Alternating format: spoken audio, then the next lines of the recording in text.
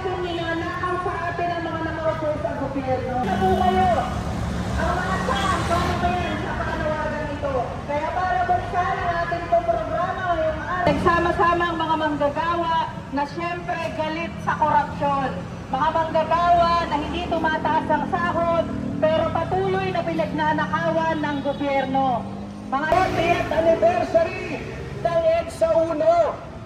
Kaming mga manggagawa po ay lalaho sa EDSA 1 para lamang po irehistro sa gobyerno ni Bongbong Marcos ang matinding pagkamuhi at ang aming assertion na dapat talagang may managot sa korupsyon at the same time, importante po na itaas ang sahod ng mga manggagawang Pilipino.